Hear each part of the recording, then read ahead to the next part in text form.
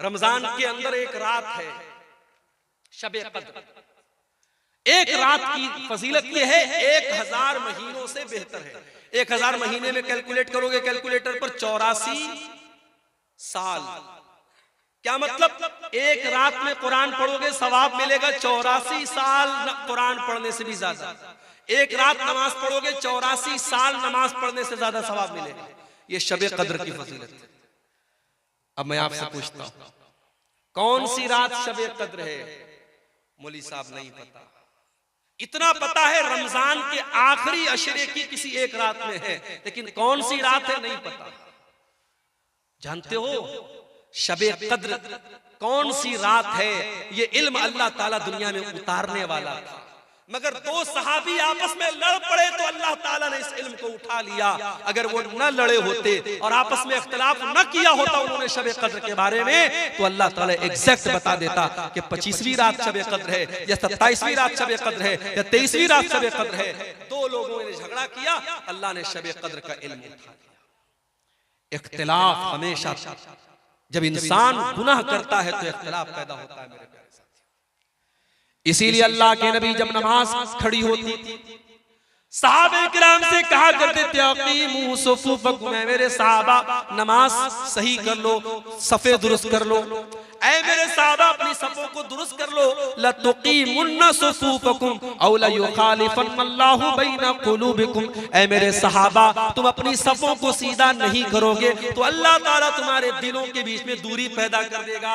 यानी एक सुन्नत आप छोड़ेंगे नमाज के अंदर, अगर सबको सीधा नहीं करेंगे और कदम से कदम और कंधे से कंधा मिला के खड़े नहीं होंगे तो अल्लाह ताला दिल में दूरी पैदा कर देगा। तुझे ईमान की दौलत दी, तुझे इस्लाम की नेमत दी, तूने अपने दीन को सीखा कि नहीं सीखा? बंदा कहेगा अल्लाह मैंने बहुत सीखा, हर जलसे में जाता था, हर तकरीर को सुनता था, 3-3 घंटे में पिंडाल के नीचे बैठा रहता था, सर हिला हिला के पूरी तकरीर में सुना करता था, अल्लाह मैंने दीन को बराबर सीखा।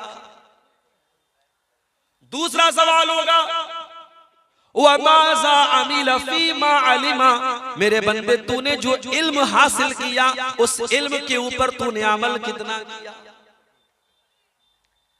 मेरे भाइयों मुझे माफ करना, इस सवाल के जवाब में हम फेल हो जाएंगे अगर हम जलसों की तकरीरों को हमने इंटरटेनमेंट का जरिया बनाया है। ये अहले हदीस का जलसा है, उलमा यहाँ कुरान बयान कर रहे हैं, नबी की हदीसें बयान कर रहे हैं, यहाँ आपको दीन सिखाया जा रहा है। इसलिए नहीं कि आप एक कान से सुन करके दूसरे कान से उड़ा दें, इसलिए सिखाया जा रहा है ताकि आप दीन को सीख करके उसके ऊपर अमल करें। जरा नबी अकरम की सीरत उठा करके देखो मेरे भाई। ठीक है आपके यहाँ का माहौल है, रात रात भर तकरीरें आप सुनते हैं, बल्कि कहीं कहीं फजर की अजान तक जलसा चलता है। ठीक है, मैं इसको हराम नहीं कहता, मैं इसको नाजायज नहीं कहता, मैं इसको गलत नहीं कहता, मगर आप जरा अपने नबी की सीरत उठा करके देखो। अल्लाह के प्यारे नबी इशा की नमाज के बाद इशा की नमाज के बाद कोई जागता रहे या बातचीत करता रहे, इसको अल्लाह के नबी पसंद नहीं करते। हदीस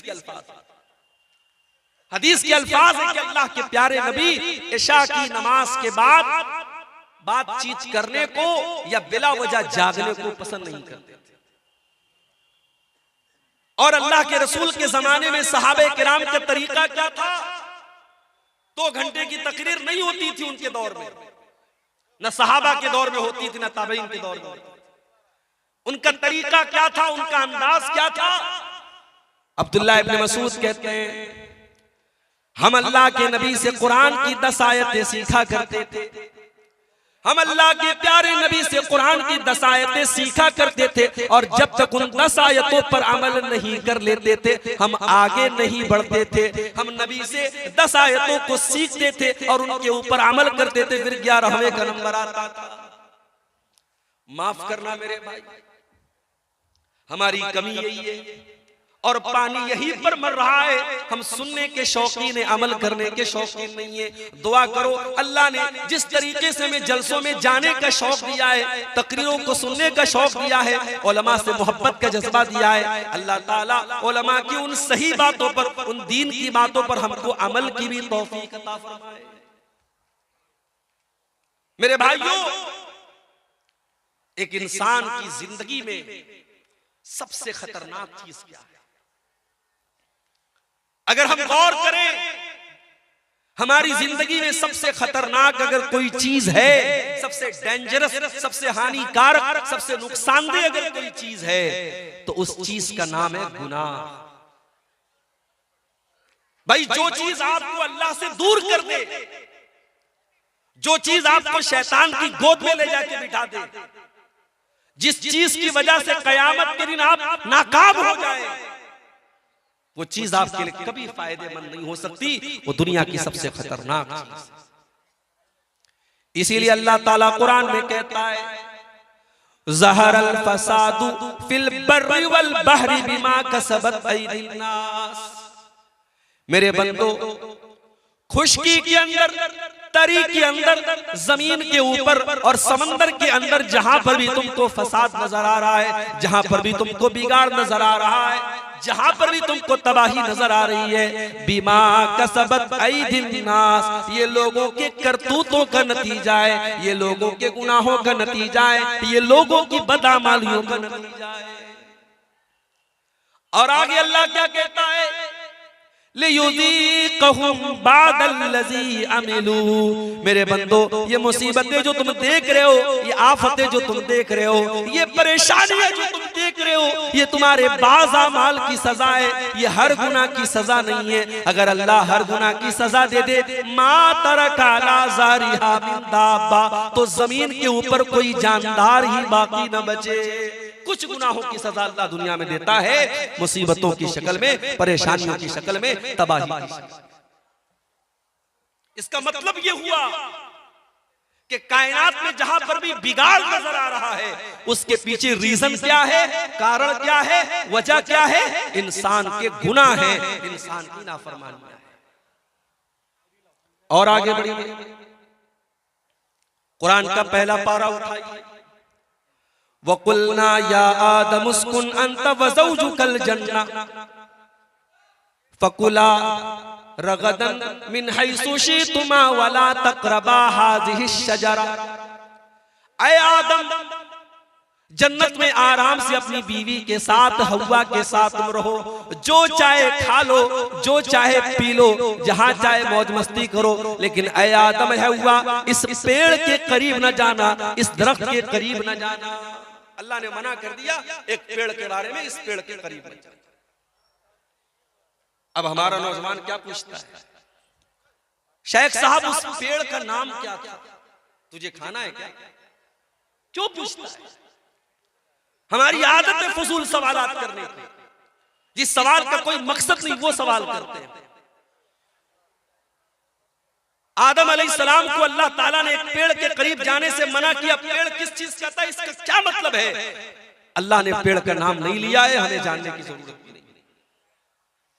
अल्लाह ने कहा, आदम, ऐ हव्वा, इस पेड़ के करीब न जाना, अगर जाओगे फतकूना मिनज़ ज़ालिमीन, तो तुम जालिमों में से हो जाओ।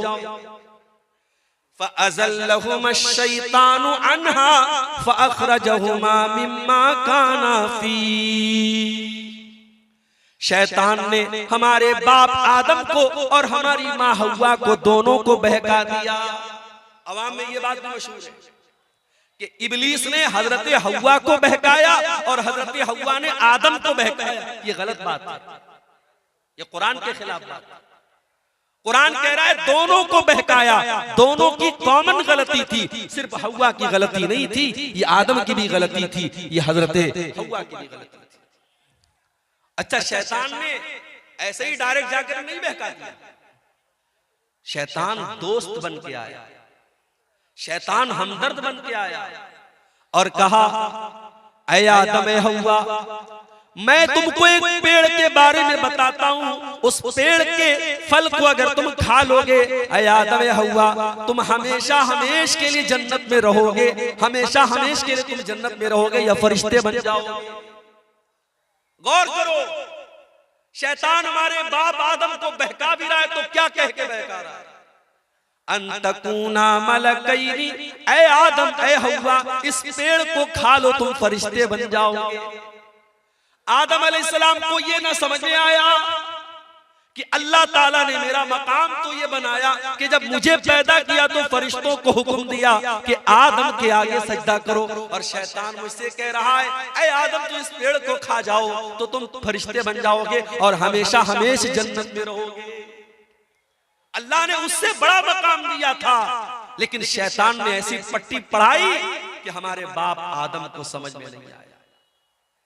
पता ये चला मेरे भाई, हम उसी आदम की औलाद हैं और हम भी शैतान के आगे बेबस हो जाते हैं और कमजोर पड़ जाते हैं और अक्सर शैतान की चालों में आ जाते हैं। और ये भी पता चला शैतान दुश्मन बनकर के नहीं आता, शैतान दोस्त बनकर के आता है। वक़ासमहुमा इन्नी लकुमा लमिनन नासिहीन, शैतान ने कसम खाई, कहा आदम मैं कसम खाता हूं अल्लाह की, मैं तुम्हारा भला चाहता हूं, मैं तुम्हारा बुरा नहीं चाहता। हमारे सामने कोई अल्लाह की कसम खा ले। मैं मार्केट में जाता हूँ, सामान खरीद लिया, सामान का रेट पूछा दुकानदार से, उसने कहा 100 रुपये का। मुझे लगा यार कुछ महंगा मिल रहा है, मैंने कहा यार 90 का दे दो। कहता है मौलवी साहब अल्लाह की कसम मैंने 80 का खरीदा। अब मौलवी साहब दुकान पर गए, दुकानदार ने अल्लाह की कसम खा ली, तो मौलवी साहब तो बेचारे मौलवी साहब होते हैं, अल्लाह का नाम सुन के पिघल जाते कि बेचारा कसम खा रहा है तो झूठ तो नहीं बोल रहा। अल्लाह वाले अल्लाह के नाम पर बड़ी आसानी से बेवकूफ बन जाते हैं। ये जुमला नोट कर लो, अल्लाह वाले अल्लाह के नाम पर बहुत आसानी से बेवकूफ बन जाते हैं।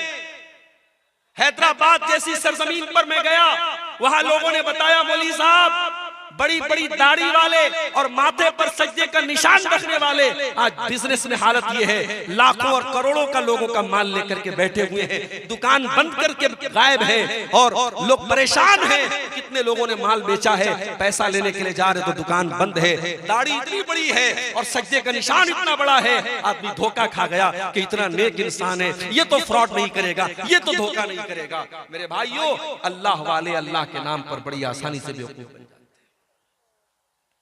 इब्लीस ने कसम खाई, कहा मैं तुम्हारी भलाई चाहता हूं। आदम अलैहिस्सलाम ने उसकी बात मान ली और उस पेड़ को खा लिया जिस पेड़ के करीब भी जाने से अल्लाह ने मना किया। अच्छा, अल्लाह ने ये नहीं कहा मत खाओ, अल्लाह ने ये भी नहीं कहा आदम फल मत तोड़ो, अल्लाह ने कहा फल के करीब भी मत जाओ। आप कहीं देखते होंगे जहां इलेक्ट्रिक पोल होता है और वहां पे करंट और पावर होता है तो उस पे लिखा रहता है खतरा, बड़े बड़े दो उसमें खोपड़ी बनी रहती है और 2 हड्डियां बनी रहती है और बीच में लिखा रहता है खतरा, ताकि आदमी दूर से अलर्ट हो जाए कि इसमें खतरा है। जिस गुनाह के बारे में अल्लाह कह दे करीब मत जाओ, उसके करीब भी नहीं जाना चाहिए। मेरे नौजवान साथियों, आज समाज में ज़िनाकारी और बदकारी आम होती चली जा रही है और आज मोबाइल का इस्तेमाल ज़िनाकारी के एक आले के तौर पर हो रहा है। आज मोबाइल पर होने वाली एक चैटिंग कहां पर जाके खत्म होती है कोई नहीं जानता।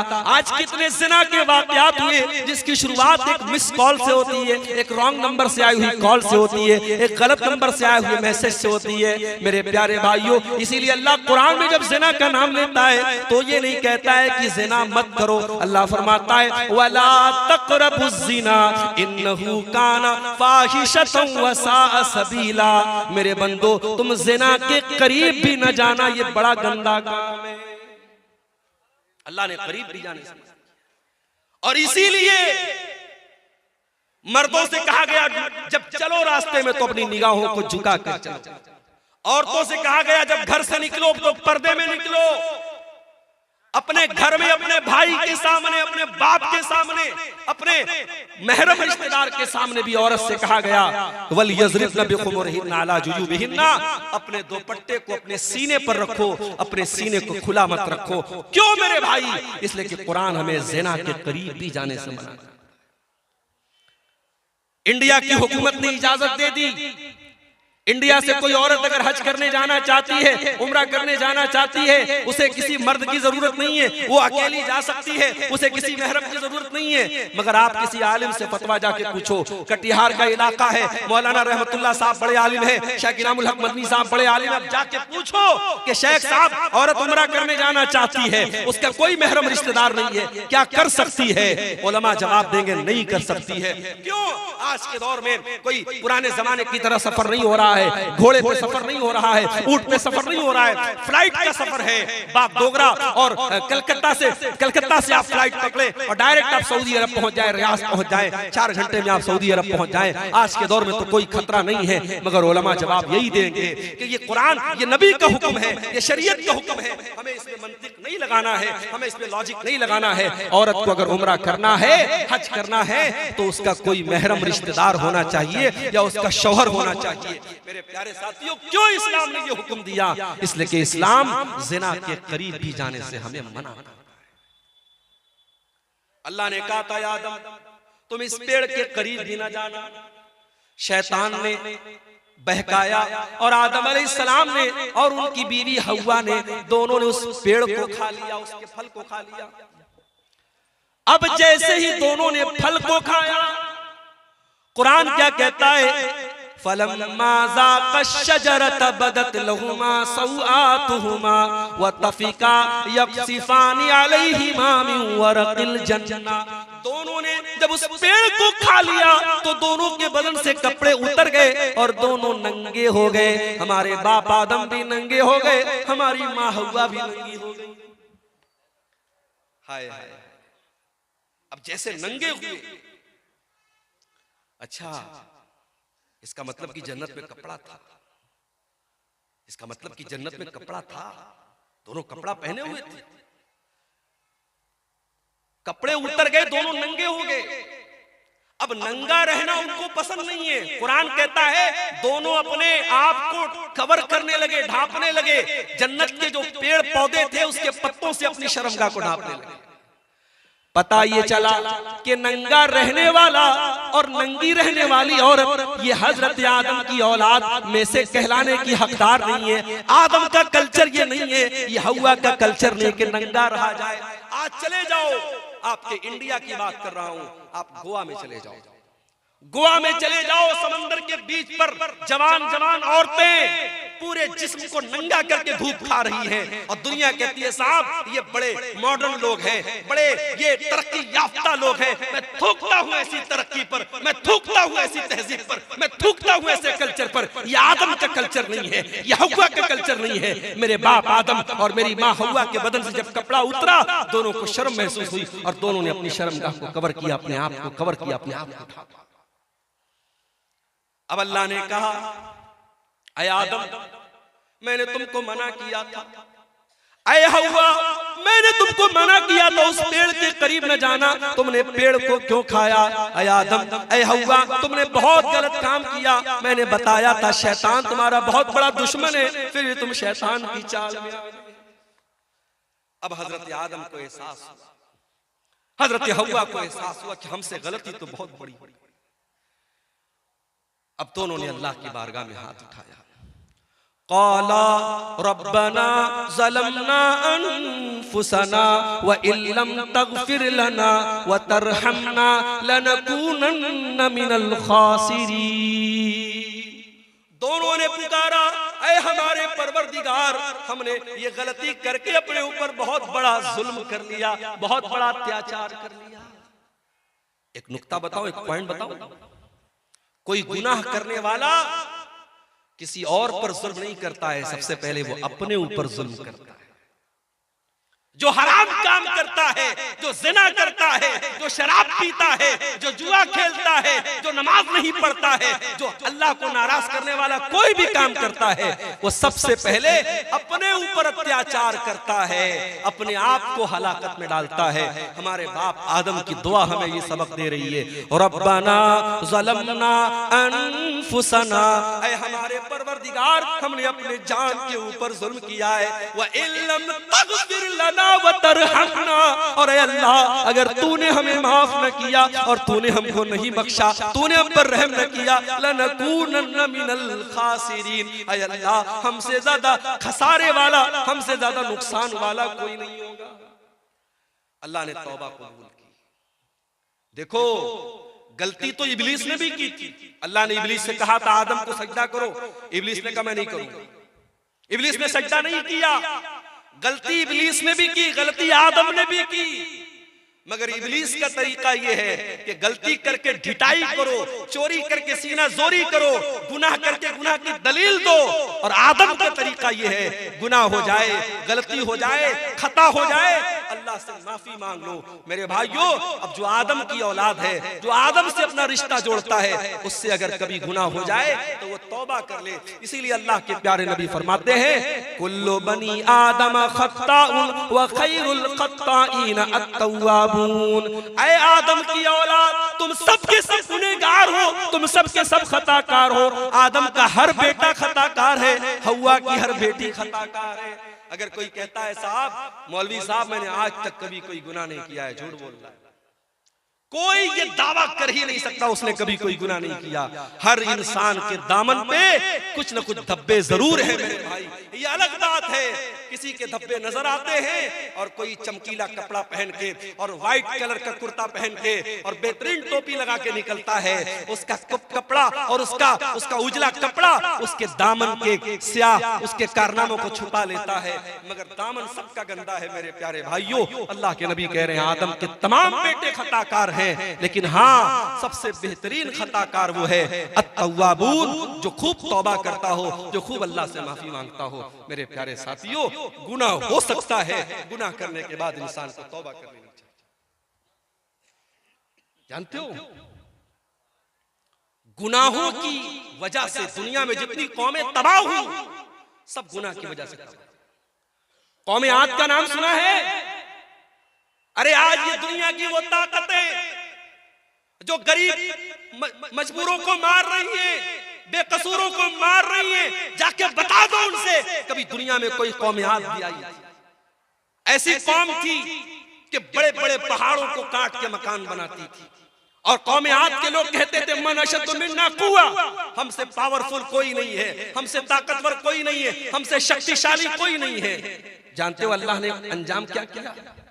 फ़अम्मा आदुन फ़उहलिकू बित्ताग़िया, अल्लाह ने ऐसा अज़ाब भेजा कि आसमान से कौम आद के ऊपर ऐसी चिंगार की आवाज आई, ऐसी आवाज आई, उन आवाज को सुन करके उनके कान के साथ साथ उनके दिल भी फट गए, उनके कलेजे फट गए और वो वहीं पर मर गए।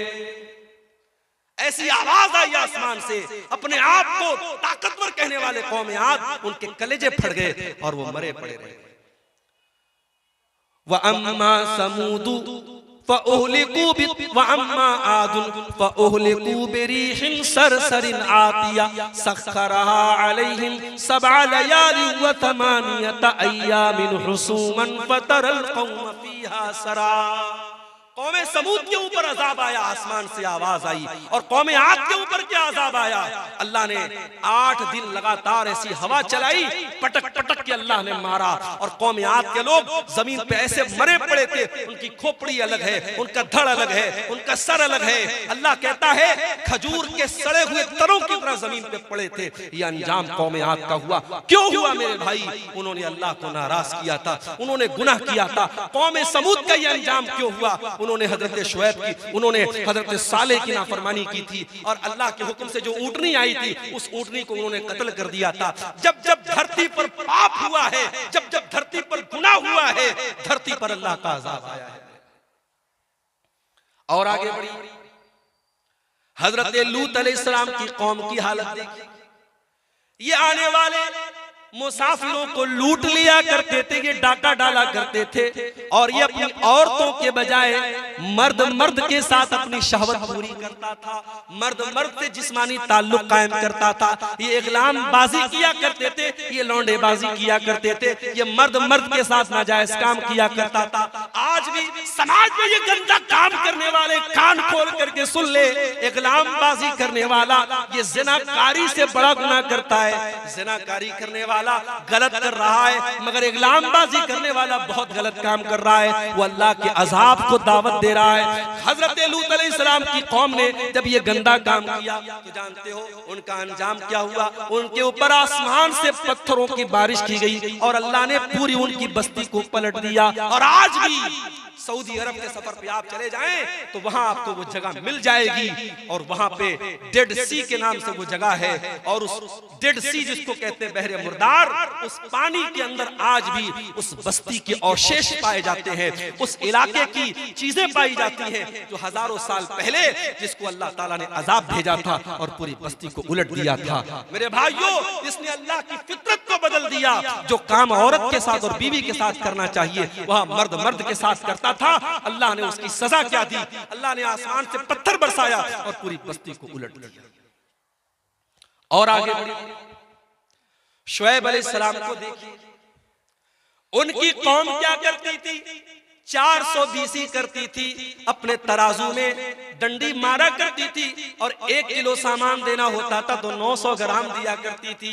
नाप तोल में कमी किया करती थी, 400 बीसी किया करती थी। अल्लाह ने हजरत शुएब अलैहिस्सलाम की कौम पर आसमान से ऐसी बदली भेजी, उनको जब बारिश थम गई और गर्मी लगने लगी और आसमान में बदली नजर आई, उनको लगा कि बारिश होगी, वो जल्दी से बदली के नीचे जाके खड़े हो गए और बदली से आग बरसने लगी और पूरी बस्ती का काम खत्म हो गया। अल्लाह ताला ने ऐसा अजाब भेजा हजरत शुएब की कौम के ऊपर। मेरे भाइयों, इतिहास बताता है, कौमों की तारीख बताती है, जब जब धरती पर अल्लाह की नाफरमानी हुई है, गुनाह हुआ है, अल्लाह का अजाब आया है। इसीलिए अल्लाह कुरान के 20वें पारे के लास्ट में फरमाता है, फकुल्लन अखज़ना बिज़ंबिही फमिनहुम मन अखज़तहु सैहतु वमिनहुम मन अरसलना अलैहि हासिबा वमिनहुम मन खसफना बिहिल अर्दा वमिनहुम मन अगरकना। मेरे बंदो, हमने हर कौम को जिसको हलाक किया उसके गुनाह की वजह से हलाक किया। किसी के ऊपर आसमान से पत्थर बरसाया, किसी के ऊपर आसमान से आवाज आई और किसी को जमीन में धंसा दिया और किसी को समंदर में डुबा डुबा के मार दिया। एक साहब थे, उनका नाम था फिरौन। वो क्या करता था? बच्चों को मरवा देता था, बच्चों को मरवा देता था। अच्छा, फिरौन का नाम हम सुनते हैं कहते बड़ा जालिम, और इस्राइल का नाम आता है तो हमारे कुछ लोग यूट्यूब पर और ट्विटर पे कहते हैं आई स्टैंड विद इस्राइल, मैं इस्राइल के साथ खड़ा। अरे जालिमों, ये बहस छोड़ दो। इस्राइल में जुल्म किसके ऊपर हो रहा है? किस कम्युनिटी पर हो रहा है? किस कौम पर हो रहा है?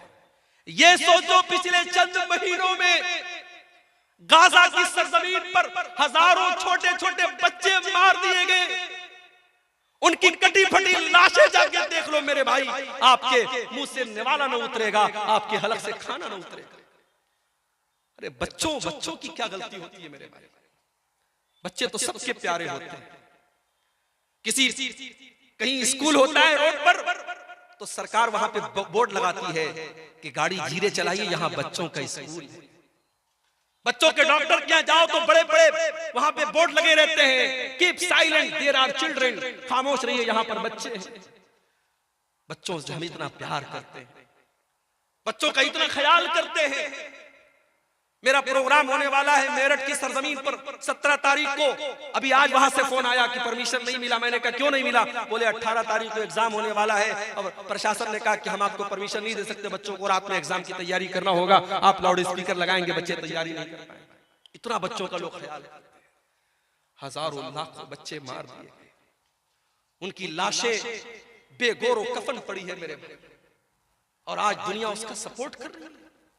एक फिरौन, उसको लोग गाली देते बड़ा जालिम था, अरे फिरौन तो बच्चों को मरवाता था, बच्चियों को नहीं मरवाता था। उसको किसी ने बताया था कि तेरी हुकूमत में बच्चा पैदा होगा जो आगे चल के तेरी हुकूमत को खत्म कर देगा।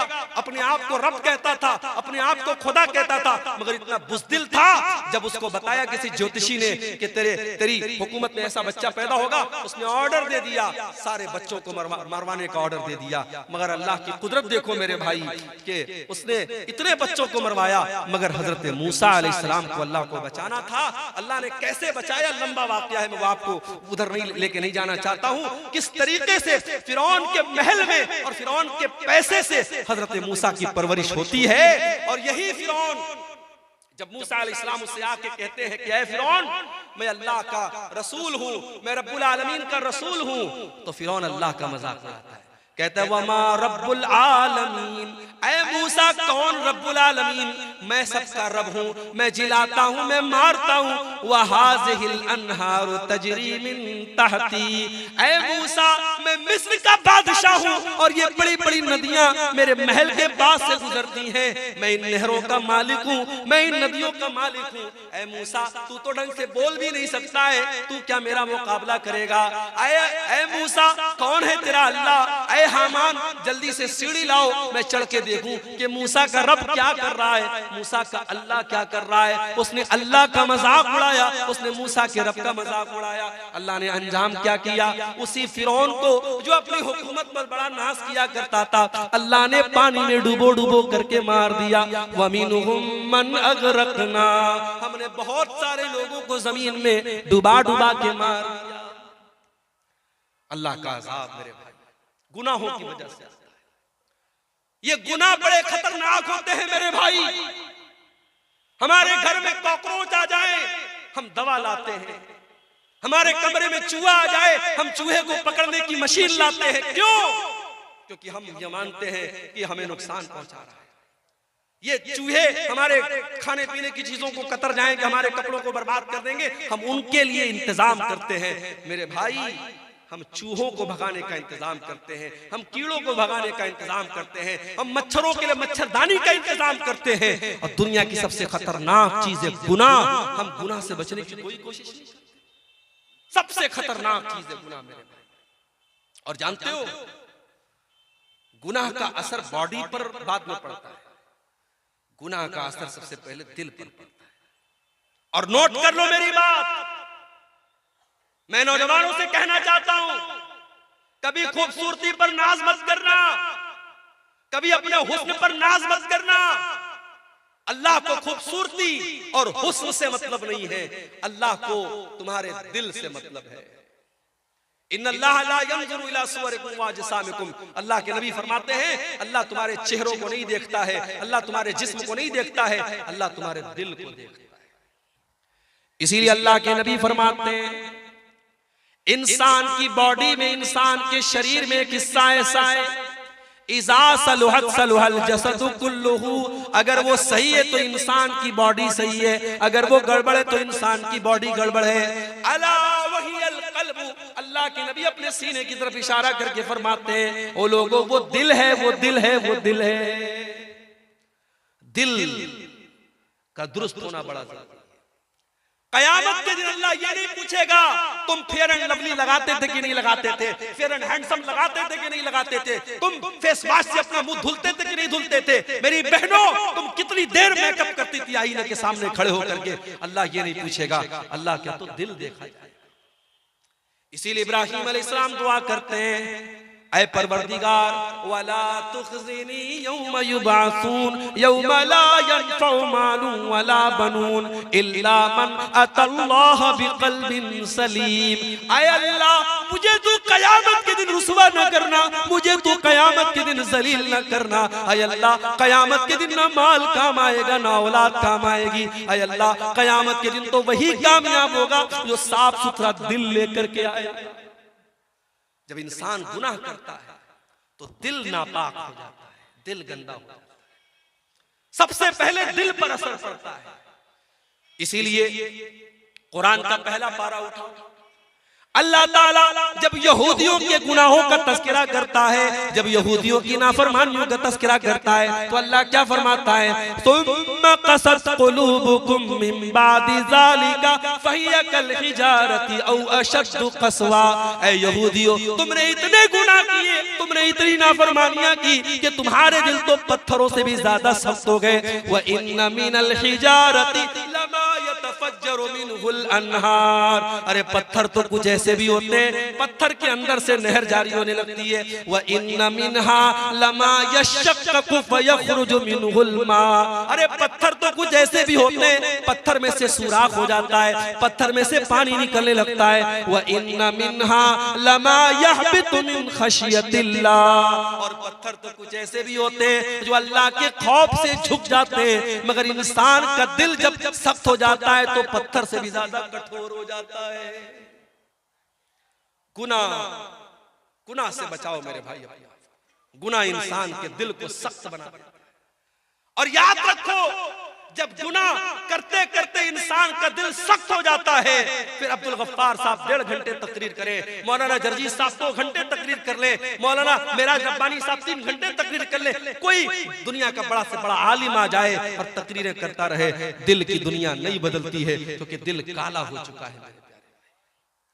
अल्लाह के प्यारे नबी फरमाते हैं, जब बंदा कोई गुनाह करता है, नुकितत फी क़ल्बिही नुक्ततुन सौदा, उसके दिल के ऊपर एक काले रंग का धब्बा डाल दिया जाता है, उसके दिल पर एक काले रंग का धब्बा पड़ जाता है। अगर बंदा तौबा कर लेता है और माफी मांग लेता है अल्लाह ताला से, अल्लाह उस धब्बे को इरेज कर देता है, उसे मिटा देता है, उसे साफ कर देता है। लेकिन अगर बंदा दोबारा गुनाह करता है, एक और धब्बा उसके दिल पे डाल दिया जाता है। जब गुनाह पर गुनाह करता चला जाता है, हत्ता कल्बहू, यहाँ तक के पूरा का पूरा दिल काला हो जाता है। और जब दिल काला हो जाता है तो अल्लाह के नबी फरमाते हैं, फिर दिल के ऊपर एक कवर चढ़ जाता है, एक लेयर चढ़ जाती है। और ये वही लेयर है जिसका तज़किरा कुरान के 30वें पारे में अल्लाह फरमाता है, कल्ला बल राना अला कुलूबिहिम मा कानू यक्सिबून।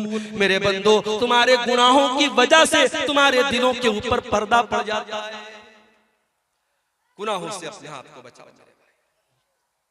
और जानते हो, गुनाह का एक नुकसान और है, गुनाह करने से इंसान की रोजी रोटी पर भी असर पड़ता है।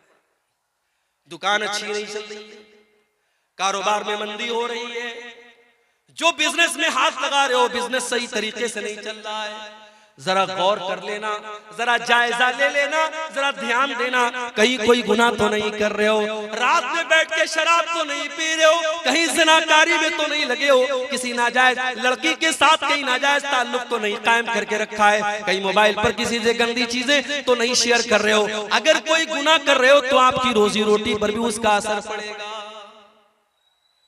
अल्लाह कुरान में कहता है, ज़रबल्लाहु मसलन क़रियतन कानत आमिनतन मुतमइन्नतन यातीहा रिज़्क़ुहा रग़दन मिन कुल्लि मकान। अल्लाह ताला मिसाल दे रहा है एक बस्ती की। बस्ती बड़े चैन से, बड़े अमन से रहा करती थी, और बस्ती वाले चैन से खाते पीते थे। फ़अज़ाक़हल्लाहु लिबासल जूइ वल खौफ़ि बिमा कानू यसनऊन। जब बस्ती वालों ने गुनाह करना शुरू किया, अल्लाह ने रोजी रोटी का रास्ता बंद कर दिया और उस बस्ती के लोग भूखे मरने लगे। आप कहते हैं मौलवी साहब हमारे यहाँ सैलाब आ जाता है, बाढ़ आ जाती है, खेती बर्बाद हो जाती है। कुरान कहता है जरा अपने अमाल का जायजा ले, जरा अपने करतूतों का जायजा ले। जब तू गुनाह करेगा तो तेरी रोजी रोटी पर भी असर पड़ेगा। अब यहाँ एक सवाल पैदा हुआ, शेख साहब हमारे गांव में एक ब्याज खोर आदमी ब्याज का धंधा करता है, बड़ा पैसा कमा रहा है, बड़े मकान बना रखे उसने, बड़ा नाम है उसका, फॉर्च्यूनर लेके चलता है, मर्सिडीज लेके चलता है, कटिहार से गुजरता है, लोग सलाम करते हैं। आप तो कह रहे गुनाह करने से रोजी रोटी बंद हो जाती है, उसकी रोजी रोटी तो बहुत अच्छी चल रही है। आइए इसका भी जवाब दे देते हैं। अल्लाह के नबी फरमाते हैं, ये मुस्नद अहमद की सही रिवायत है, जब तुम देखो कि किसी की रोजी रोटी अच्छी चल रही और वो गुनाह पर गुनाह किए जा रहा है, तो तुम उससे धोखा न खाना। अल्लाह उसको ढील दे रहा है, अल्लाह उसको मोहलत दे रहा है, और एक दिन अल्लाह ताला अपनी रस्सी को टाइट करने वाला है। और उसके बाद अल्लाह के नबी कुरान की आयत पढ़ते हैं, फलम्मा नसू मा ज़ुक्किरू बिही फतहना अलैहिम अबवाब कुल्ली शै हत्ता फरिहू बिमा ऊतू। अल्लाह फरमाता है जो हमारी नाफरमानी करते हैं हम उनको बहुत नवाजते हैं, बहुत दौलत देते हैं, खूब रुपया पैसा देते हैं। हत्ता नसू मा ज़ुक्किरू बिही, यहाँ तक के जब वो अल्लाह ताला की नसीहत को भूल जाते हैं, अखज़नाहुम बग़ततन फ़इज़ा हुम मुब्लिसून, हम अचानक उसको पकड़ लेते हैं और फिर वो हलाक हो जाता है। मेरे भाई, अल्लाह की पकड़ बड़ी खतरनाक है, अल्लाह की पकड़ बड़ी सख्त है। अगर गुनाह के बावजूद आपकी रोजी रोटी अच्छी चल रही है, आपके बच्चे तंदुरुस्त हैं, आपका मकान अच्छा है, आपका कारोबार अच्छा है, तो धोखे में ना पड़े रहना। जब अल्लाह की पकड़ आएगी तो भागने का रास्ता नहीं मिलेगा। और आगे गुनाह का एक नुकसान और होता है मेरे भाई, गुनाह करने वाला जब गुनाह करता है तो अल्लाह तबारक व तआला उसे जलील करता है। गुनाह करने वाले को अल्लाह ताला जलील करता है, आज नहीं तो कल वो जलील होगा। गुनाह करने वाला इज्जत नहीं पा सकता। आप पूछेंगे मौलवी साहब इसकी दलील क्या है? दलील आप सबको याद होगी, दुआए कुनूत पढ़ते हो नहीं वितर की नमाज में? कितने लोगों को दुआए कुनूत याद है? जरा हाथ उठाओ तो देखूं भाई, सेमापुर वालों को कितने लोगों को दुआए कुनूत याद है? माशाअल्लाह, एक आदमी ने हाथ उठाया। बंद करा दीजिए भाई साहब, जलसा कराना। अगर इतने जलसे कराने के बावजूद अगर आपको वितर में पढ़ी जाने वाली दुआए कुनूत याद नहीं है तो ये बहुत अफसोस की बात है। इसका मतलब कि हम खाली सर हिलाने के लिए जलसे में आते हैं, हमको तो दीन की बेसिक बात भी नहीं मालूम है, दुआए कुनूत याद नहीं है। अल्लाहुम्मा हदीनी फीमन हदैत व आफिनी फीमन आफैत व तवल्लनी फीमन तवल्लैत व बारिक ली फीमा आतैत व क़िनी शर्र मा क़दैत फ इन्नका तक़दी व ला युक़दा अलैक इन्नहु ला यज़िल्लु मन वालैत व ला यइज़्ज़ु मन आदैत तबारक रब्बना व तआला। बड़ी प्यारी दुआ है। इस दुआ के मतलब पर गौर करो। आए अल्लाह, तू मुझे हिदायत दे दे और मुझे उन लोगों में शामिल कर दे जिनको तूने हिदायत दी है। व आफिनी फीमन आफैत, आय अल्लाह मुझे तू आफियत दे दे, चैन दे दे, सुकून दे दे और उन लोगों में शामिल कर दे जिनको तूने आफियत दी है। व तवल्लनी फीमन तवल्लैत, और आय अल्लाह तू जिससे मोहब्बत करता है, तू जिसको दोस्त बनाता है, आय अल्लाह उन लोगों में तू मुझको भी शामिल कर दे। व बारिक ली फीमा आतैत, आय अल्लाह तूने जो दिया है उसमें तू मुझको बरकत दे दे। व क़िनी शर्र मा क़ज़ैत, और आय अल्लाह जो तू फैसला करता है अपने फैसले में कोई अगर ऐसा फैसला है जो मेरे हक में बुरा है, ऐ अल्लाह तू उससे बचा ले। फ़इन्नका तक़दी व ला युक़ज़ा अलैक, ऐ अल्लाह सबका फैसला तू करता है, तेरा फैसला कोई नहीं कर सकता है। इन्नहु ला यज़िल्लु मन वालैत, ऐ अल्लाह तू जिससे दोस्ती कर ले, तू जिससे मोहब्बत कर ले, ऐ अल्लाह वो इंसान कभी जलील नहीं हो सकता। वला यइज़्ज़ु मन आदैत, और ऐ अल्लाह तू जिसको दुश्मन बना ले वो कभी दुनिया में इज्जत नहीं पा सकता। गुनाह करने वाला जलील होता है। वमन युहिनिल्लाहु फमा लहू मिन मुकरिम, अल्लाह ताला जिसको जलील कर दे उसे दुनिया में कोई इज्जत देने वाला नहीं है।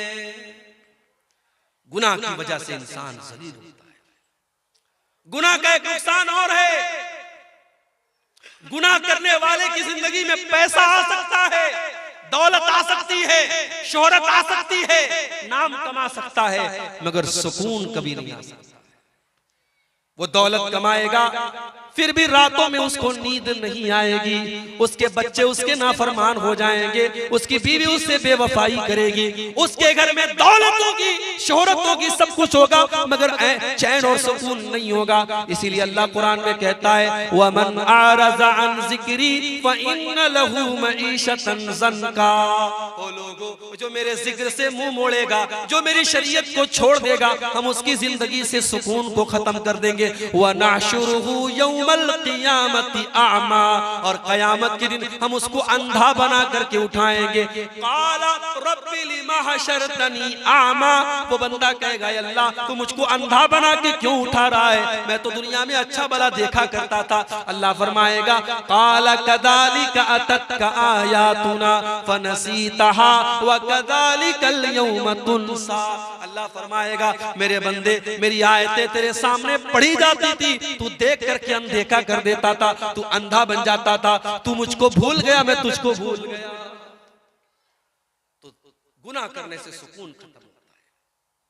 और एक बड़ा खतरनाक पॉइंट बता रहा हूं, नोट कर लो। गुनाह का एक बहुत बड़ा नुकसान बता रहा हूं। गुनाह करने वाला नेकी से महरूम हो जाता है। आज के दौर में कोई कहता है साहब फजर में नींद नहीं खुलती, क्यों नहीं खुलती भाई? तुमको 3 बजे कटिहार से ट्रेन पकड़नी है, गुवाहाटी जाना है, बनारस जाना है, दिल्ली जाना है, तो 2 बजे उड़ जाता है और अपने घर से निकलता है कि मुझे कटिहार 1 घंटा पहले निकलना है, ट्रेन मुझे पकड़नी। कैसे उड़ जाता है? फजर में नहीं उठता है। क्यों नहीं उठता है? गुनाह की वजह से अल्लाह तुझे फजर की नमाज से महरूम कर रहा है। याद रखो मेरे भाई, जब इंसान गुनाह करता है अल्लाह ताला उससे अच्छे काम की तौफीक छीन लेता है।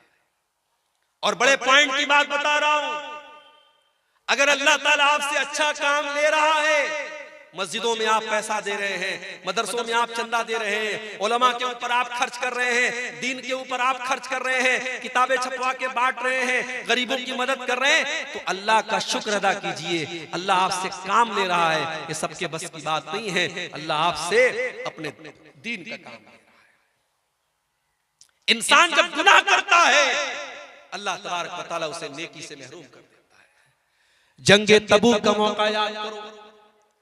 इस्लाम के अंदर एक ऐसी जंग भी लड़ी गई, दुश्मन से कोई लड़ाई नहीं हुई, कोई जंग नहीं हुई, मगर अल्लाह के नबी के दौर में जो लड़ाइयां और जो जंगें हुई उसमें गज़वे तबूक का नाम आपको बहुत आगे आगे नजर आएगा। ये वो जंग थी जिसमें अल्लाह के नबी ने सहाबे किराम को, अल्लाह ताला ने ईमान वालों के ईमान को परख लिया था। 700 किलोमीटर का सफर करना था, मदीना से 700 किलोमीटर दूर जाना था, और उस दौर की सुपर पावर से मुकाबला करना था, रोमन एम्पायर से मुकाबला करना था।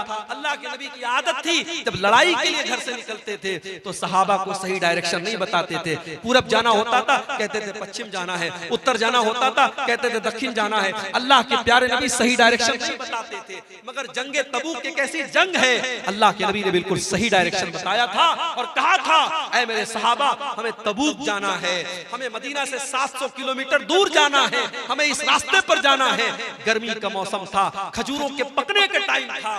उस जंग में बहुत सारे मुनाफिक लोग नहीं गए, बहुत सारे मुनाफिक लोग नहीं गए, 2-4 सच्चे मुसलमान भी नहीं गए अपनी काहिली की वजह से। उन्होंने बाद में अल्लाह से तौबा कर ली, लेकिन जो मुनाफिक लोग थे, जो बेईमान लोग थे, जो कामचोर लोग थे, जो अल्लाह और उसके रसूल को धोखा देने की कोशिश करते थे, जब अल्लाह के नबी वापस आए तो अब ये आके बहाना कर रहे, कोई लंगड़ा के आ रहा है, ऐ अल्लाह के नबी मेरी तो पैर में बहुत दर्द था, मैं इसलिए नहीं जा पाया, और ऐ अल्लाह के नबी मेरे पास पैसा नहीं था, मेरे पास ये नहीं था, मेरे पास वो नहीं था। अल्लाह के नबी कहते थे अच्छा भाई चलो ठीक है, जाओ जाओ, तुमको माफ किया, तुमको माफ किया। अल्लाह के नबी कह के नजरअंदाज कर देते थे। नबी ने तो माफ कर दिया, नबी ने नजरअंदाज कर दिया, मगर कुरान में अल्लाह ने उन मुनाफिकों की पोल खोल दी। अल्लाह ने फरमाया वलौ अन्नहुम अरादुल खुरूज लअद्दू लहू उद्दतन, ऐ मेरे नबी अगर ये मुनाफिक लोग आपके साथ जाना चाहते तो तैयारी करते, इन्होंने कोई तैयारी नहीं की, ये कोई तैयारी इन्होंने नहीं की। इसका मतलब कि ये झूठ बोल रहे हैं, ये कामचोर लोग हैं, ये अल्लाह की इबादत से भागने वाले लोग हैं। वलौ अन्नहुम अरादुल खुरूज लअद्दू लहू उद्दतन वलाकिन करिहल्लाहु बिआसहुम फतब्बतहुम, ऐ नबी इन मुनाफिकों को अल्लाह ताला ने महरूम कर दिया।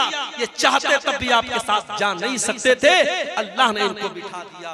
मेरे भाई, अगर फजर की नमाज के लिए आपको अगर उठने का इरादा होता, 5:30 बजे फजर की अजान होने वाली है, 5:15 बजे का आप अपने मोबाइल पर अलार्म सेट करते और 5:15 बजे उठ करके आप मस्जिद में आते। जब मुअज्जिन अस्सलातु खैरुम मिनन नौम की आवाज देता, आपके कानों में वो आवाज पड़ती। जब आपने इरादा ही नहीं किया, जब आपका मन ही नहीं था, जब आपने उसके बारे में सीरियस उसको लिया ही नहीं, तो अल्लाह आपसे उसकी तौफीक क्यों देगा। इसीलिए हजरत फुज़ैल इब्न अयाज़ कहा करते थे कि अगर तुम रात में तहज्जुद की नमाज ना पढ़ सको और नेकी का काम ना कर सको तो जरा गौर करना, फ़अलम अन्नका मुक़ब्बलुन क़ब्बलत ज़ुनूबुका, तो समझ लेना कि तुम्हारे गुनाहों ने तुमको जकड़ लिया है, तुम अपने गुनाहों के बंधन में बंधे हुए हो। मेरे भाइयों, अपने आप को गुनाहों के बंधन से मुक्त करो। जब तक गुनाहों के बंधन में हम बंधे रहेंगे, अल्लाह ताला नेकी की तौफीक हमको नहीं देगा।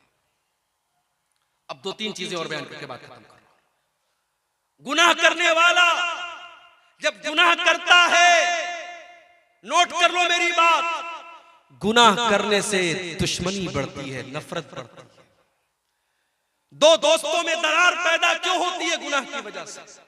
2 रिश्तेदारों में फूट क्यों पड़ती है? गुनाह की वजह से।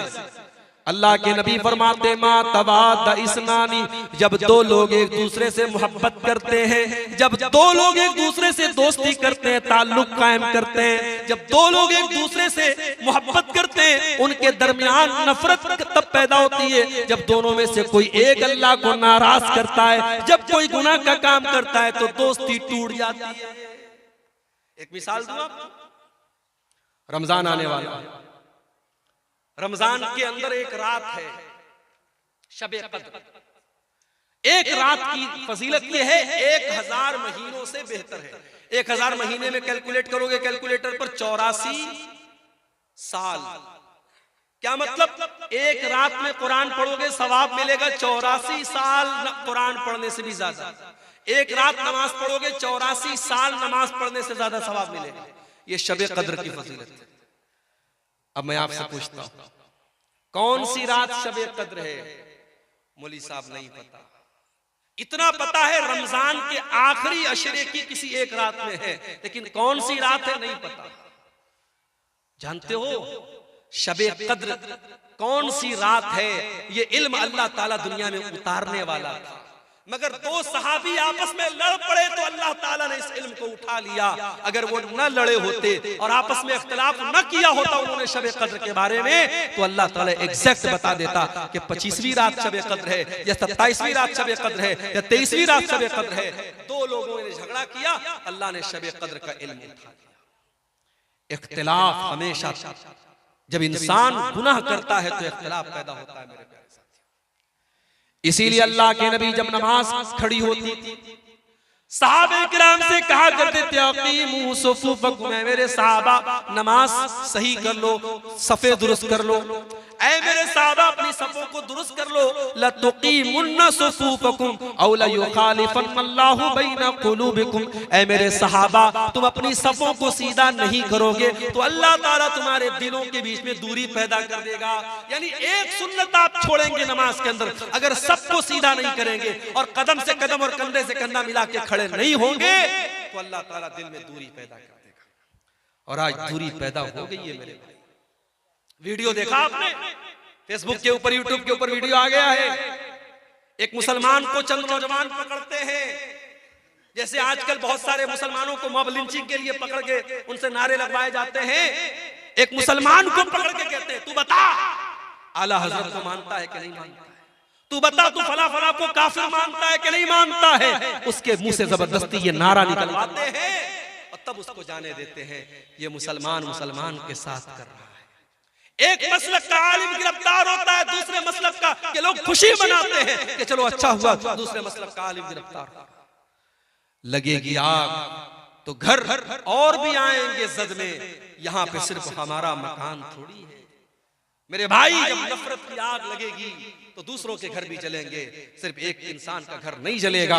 अगर आज जमात अहले हदीस का कोई आलिम अगर मुसीबत में है और दूसरे मसलक के लोग खुशी मना रहे हैं, साहब चलो अहले हदीसों का मौलवी गिरफ्तार हो गया और मुसीबत में फंस गया, तो आज हमने देखा अभी हाल में मामला पेश आया, मुफ्ती सलमान अजहरी साहब जो है मुंबई के बरेलवी मसलक के आलिम हैं, हमारा उनसे अकीदे का इख्तिलाफ है, मसलक का इख्तिलाफ है, लेकिन वो अपनी जगह है। लेकिन बहरहाल वो मुसलमानों के एक जमात के आलिम हैं। उनको अभी जूनागढ़ के अंदर उन्होंने एक बयान में एक शेर पढ़ा था, उस शेर की वजह से उनको अरेस्ट कर लिया पुलिस ने। हालांकि जमानत मिल गई है, फिलहाल वो रिहा हो गए, लेकिन अभी केस चल रहा है। मेरे भाइयों, ये हालात है। डॉक्टर जाकिर नायक के ऊपर मसाइल आए, मुसीबतें आई, आज वो बेचारे इंडिया के बाहर हैं। उनको लेकर के कितने लोगों ने बड़ी खुशी मनाई कि चलो भाई डॉक्टर जाकिर नायक अरेस्ट हो गए, बाहर चले गए और इंडिया से बाहर चले गए, लोगों ने खुशी मनाई। उनका इदारा बंद हो गया, उनका स्कूल बंद हो गया, उनका चैनल बैन कर दिया, लोगों ने खुशी मनाई थी।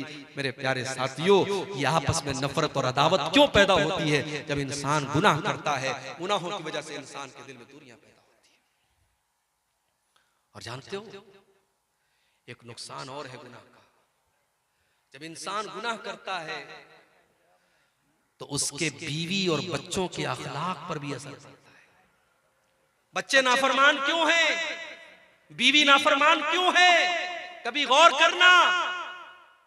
बाप गुटखा खा रहा है, बाप बीड़ी पी रहा है, बाप सिगरेट पी रहा है, बाप शराब पी रहा है, और ये उम्मीद करता है मेरा बेटा पांचों टाइम का नमाजी हो सकता है, पॉसिबल है। लेकिन अगर बाप अगर बदचलन है तो औलाद भी बदचलन होगी। अगर माँ बदचलन है तो बेटियां भी बदचलन होगी। माँ बाप का असर पड़ता है बच्चों के ऊपर। इसलिए अगर चाहते हो हमारे बच्चे सही हो जाएं, हमारी बेटियां सही हो जाएं, तो अपने अखलाक और किरदार को हमें अच्छा बनाना पड़ेगा। जब तक हम गुनाहों से नहीं बचेंगे, हमारी औलाद की अल्लाह ताला उनकी इस्लाह नहीं करेगा। इसीलिए कुरान हमसे ये कहता है, अपनी औलाद को भी जहन्नम की आग से बचाने की फिक्र करो और अपने आप को भी जहन्नम की आग से बचाने की फिक्र करो। या अय्युहल्लज़ीना आमनू कू अनफुसकुम व अहलीकुम नारा, ऐ ईमान वालों अपने आप को और अपने घर वालों को जहन्नम की आग से बचाओ। अब ये तो हो गए गुनाहों के नुकसानात। अब तकरीर का आखिरी पॉइंट कि वो क्या तरीका है जिससे हम गुनाहों से बच जाएं। क्या ऐसा करें हम कि हम गुनाहों से बच जाएं? कुरान हमें तरीका बताता है। अक़िमिस सलाता तरफ़इन नहारी व ज़ुलफ़म मिनल लैल, नमाज कायम करो दिन के दोनों किनारे पर। फजर की नमाज भी कायम करो और मगरिब की नमाज भी कायम करो। दिन के दोनों किनारों पर नमाज कायम करो।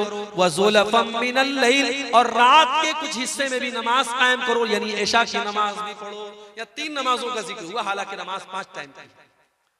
अल्लाह कह रहा है दिन के दोनों हिस्से पे नमाज कायम करो और रात के हिस्से में नमाज कायम करो। इन्नल हसनाति युज़हिबुनस सय्यिआत, क्योंकि नेकी करने से गुनाह मिट जाते हैं। जब आप नमाज की पाबंदी करेंगे, ऑटोमेटिक बहुत सारे गुनाहों से बचेंगे। हमारे बहुत सारे नौजवान, मैं जानता हूं, इंटरनेट का दौर है, मोबाइल पर गंदी चीजें देख रहे हैं, गंदी आदतों में पड़े हुए हैं। कभी कभी मेरे पास व्हाट्सएप पर ऐसे नौजवानों का मैसेज भी आता है, शेख साहब एक गंदी आदत में पड़ा हुआ हूँ, दुआ कर दीजिए मेरे लिए, अल्लाह मुझे इस्लाह, मुझे कोई तरीका बता दीजिए। तरीका मैं कुरान का आपको बताता हूँ, कुरान का तरीका आपको बताता हूँ। अक़िमिस सलाता इन्नस सलाता तन्हा अनिल फहशाई वल मुनकर, नमाज कायम करो, बेशक नमाज आपको बेहयाई से और बुराई से रोकेगी। बेहयाई और बुराई से नमाज रोकेगी मेरे भाई। जब आप नमाज की पाबंदी करेंगे, ऑटोमेटिक बहुत सारी गंदगी से आप, शराब पीने वाला अगर शराब भी पी रहा है और नमाज भी पढ़ रहा है, दोनों एक साथ नहीं चल सकते। जब नमाज की पाबंदी करेगा तो शराब के अड्डे पर नहीं जाएगा। जब वो अपने दिल में ये तय कर लेगा मुझे 5 टाइम नमाज पढ़ना है, जब दोस्त लोग कहेंगे चलो शराब के अड्डे पे चलो, कहेगा नहीं यार, शराब पी लूंगा तो ऐशा कैसे पढ़ूंगा, फजर कैसे पढ़ूंगा, शराब की आदत छूट जाएगी। मोबाइल पर गंदी चीजें देख करके अपने आप को जो इंसान नापाक कर लेता था, जब उसे इस बात की चिंता होगी मुझे सुबह फजर की नमाज पढ़नी है, वो मोबाइल को बंद कर देगा, अपने आप को दूर करेगा, नहीं मुझे फजर की नमाज पढ़नी है। अपने दिल में ये अहद कर लो मेरे नौजवान साथियों, अगर इस गंदगी से अपने आप को बचाना चाहते हो, अपने दिल में ये अहद कर लो मुझे नमाज की पाबंदी करना है। और एक चीज और बता देता हूं, कभी आपने देखा होगा कैमरा लगा होता है एयरपोर्ट पर, कटिहार स्टेशन पे भी लगा हुआ है, पटना स्टेशन पर भी लगा हुआ है, बड़े बड़े मॉल में लगा होता है। कैमरा क्यों लगा रहता है? उस कैमरे का नाम क्या होता है? CCTV camera, security camera. उस कैमरे का मकसद क्या होता है? चोर चोरी करने के पहले सोच ले तेरी रिकॉर्डिंग हो रही है, किसी लड़की को छेड़ने वाला सोच ले तेरी तस्वीर आ रही है कैमरे के अंदर। कैमरा का डर चोर को खबरदार कर देता है, छेड़ने वाले को खबरदार कर देता, नहीं गलत काम मत करना, कैमरा रिकॉर्ड कर रहा है। दुनिया के कैमरे से डरने वालों, अल्लाह का कैमरा भी ऑन है 24 घंटे। अल्लाह की नजर तुम्हारे ऊपर 24 घंटे है। अल्लाह के फरिश्ते अपने कैमरे में सब रिकॉर्ड कर रहे हैं और अल्लाह का कैमरा कभी ऑफ होने वाला नहीं है। व इन्ना अलैकुम लहाफिज़ीन किरामन कातिबीन यालमून मा तफअलून।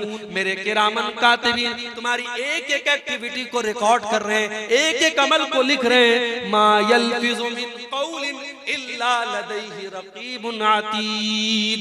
बंदा जब अपने मुंह से कोई लफ्ज भी निकालता है, फरिश्ते उसको भी रिकॉर्ड करते हैं। मेरे प्यारे साथियों, जब ये दिल में डर पैदा होगा, अल्लाह का कैमरा सब रिकॉर्ड कर रहा है, इंसान गुनाहों से बचेगा। और गुनाहों से बचना है तो तीसरा काम ये करो, कुरान से अपना ताल्लुक जोड़ो। कुरान के अंदर ये कमाल है कि कुरान पढ़ने वाला जब कुरान से अपना ताल्लुक जोड़ता है, अल्लाह के कलाम का नूर उसे गुनाहों से बचाता है। वनुनज़्ज़िलु मिनल कुरआनि मा हुवा शिफ़ाउन व रहमा। ये कुरान लोगों के लिए शिफा है और ये कुरान लोगों के लिए रहमत है।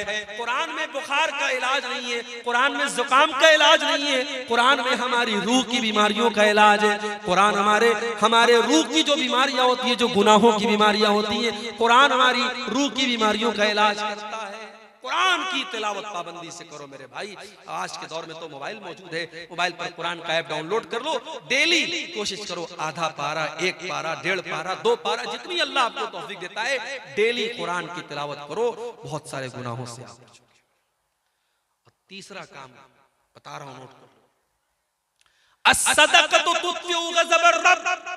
सदका खैरात करने से अल्लाह ताला की नाराजगी दूर होती है।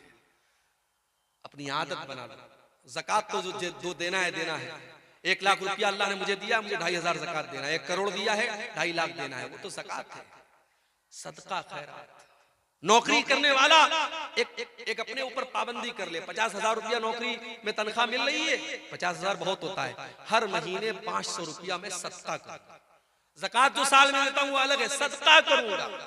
दुकानदार है, दुकान पर डेली 1000 की बिक्री करता है, तय कर ले 1000 की बिक्री हो रही है, 50 रुपया रोज सदका करो।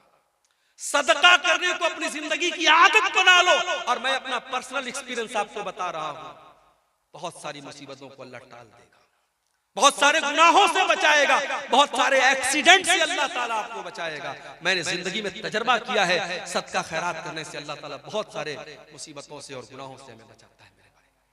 और फिर भी अगर गुनाह हो जाए, तौबा कर लो मेरे भाई। वमन लम यतुब फउलाइका हुमुज़ ज़ालिमून। जो तौबा नहीं करेगा वो बहुत बड़ा जालिम है, तौबा करने वाला जालिम नहीं है। तो लोग, एक कहावत है कि सुबह का भूला शाम को लौट आए तो उसे भूला नहीं कहते। अगर कोई सुधर जाए तो लोग कहते हैं यार सुधर गया, मगर जो सुधर जाए, जो सच्ची तौबा कर ले, अल्लाह का कानून निराला है, अल्लाह की रहमत निराली है। जो सच्चे दिल से तौबा कर ले उसका अंजाम क्या होगा? फउलाइका युबद्दिलुल्लाहु सय्यिआतिहिम हसनात। जो सच्चे दिल से तौबा करेगा, अल्लाह ताला उसके गुनाहों को नेकियों में बदल देगा। कल तक उसने जितने गुनाह किए हैं, अल्लाह उसके गुनाहों को कन्वर्ट कर देगा नेकियों में, उसके नाम-ए-आमाल में नेकियां लिख दी जाएगी अगर सच्ची तौबा करेगा। और सच्ची तौबा किसको कहते हैं, ये आखिरी बात बता रहा हूं, इसको नोट कर लो और बात खत्म करते हैं। मैं भी बीमार हो गया, आज इत्तेफाक से मनिहारी घाट से कटिहार तक बाइक पर बैठ के आया, ठंडी ठंडी हवाएं चल रही थी, सर्दी का काफी असर हो गया। मुझे तो लगा कि तकरीर भी हो पाएगी कि नहीं हो पाएगी, लेकिन अल्लाह जज़ाए खैर दे, यहाँ के लोगों ने दवा वगैरह खिलाई और विक्स वगैरह की भाप लेके मैं आया तो आपके सामने मैं तकरीर कर पाया हूँ। ये अल्लाह की तौफीक है मेरे भाई, और आप लोगों की मोहब्बत है कि मैंने आपके सामने इतनी बातें रख दी। ये आखिरी बात बयान करके बात खत्म कर रहा हूँ कि जब हम तौबा करें तो कुरान कहता है सिर्फ तौबा नहीं करना है, तूबू इलल्लाहि तौबतन नसूहा, सच्ची तौबा करना है। सच्ची तौबा कैसी होती है, नोट कर लो, सच्ची तौबा वो होती है जिसके अंदर 3 कंडीशन पाई जाती है। पहली कंडीशन ये है, आप जिस गुनाह से तौबा कर रहे हैं उस गुनाह को छोड़ दीजिए। शराबी तौबा करना चाहता है, शराब छोड़ दे। जानी तौबा करना चाहता है, जिना छोड़ दे। बेनमाजी तौबा करना चाहता है, नमाज पढ़ना शुरू कर दे। जिस गुनाह में आप मुब्तला है पहले उस गुनाह को छोड़ दीजिए, पहला काम। दूसरा काम, अपने गुनाह पर शर्मिंदगी महसूस, यार मैं गलत करता था, मुझे ऐसा नहीं करना चाहिए था, ये एहसास होना चाहिए। अगर ये एहसास है कि मैंने गलत किया तो ये तौबा की पहली सीढ़ी है। और अगर गुनाह पर ये एहसास भी नहीं है, आप गलत कर रहे हैं, किसी लड़की के साथ गलत आपने काम किया और आप अपने दोस्तों में फख्र के साथ बयान कर रहे हैं, तो ये ढिठाई है, ये चोरी और सीना जोरी है। और याद रखो, जो अपने गुनाहों पर इतराता है, गुनाहों पर ढिठाई करता है, अल्लाह ताला के उसकी मग़फ़िरत का चांस बहुत कम है। अल्लाह के नबी फरमाते हैं, मेरी उम्मत में सबकी माफी हो सकती है मगर उसकी माफी नहीं होगी जो खुल्ला गुनाह करेगा। तो पहला काम, गुनाह को छोड़ दे। दूसरा काम, गुनाह पर शर्मिंदा हो। और तीसरा काम क्या करना है, आइंदा फ्यूचर में, भविष्य में उस गुनाह को ना करने का पक्का इरादा कर। पक्का इरादा, ये नहीं कि शाम को तौबा कर ली, सुबह को फिर वही काम करने लगा। पक्का इरादा कर ले, मुझे ये काम नहीं करना है। ये 3 चीजें अगर हैं तो सच्ची तौबा है। और चौथी चीज और शामिल कर लो, अगर आपने किसी का हक मारा है, किसी का पैसा ले लिया है, किसी को गाली दे दी है, किसी की गिबत की है, तो उससे जाके माफी मांग लो और उसका जो हक लिया है वो हक दे दो, तब आपकी तौबा अल्लाह क्या कबूल होगी। आखिर में ये गुजारिश करूंगा मेरे भाइयों, आप जानते हैं ये हमारा जो जलसा है ये मदरसा तहफीजुल कुरान मदरसा इस्लामिया सेमापुर की तरफ से ये प्रोग्राम हुआ है। और आप ये भी जानते हैं इतना बड़ा पिंडाल और ये तमाम उलमा को बुलाया गया है और ये पूरा इंतजाम चंदे से होता है और जलसे भी चंदे ही के लिए होते हैं। भाइयों ने हमसे गुजारिश की है, मैं इस फन का आदमी नहीं हूँ, ये भी चंदा करना भी एक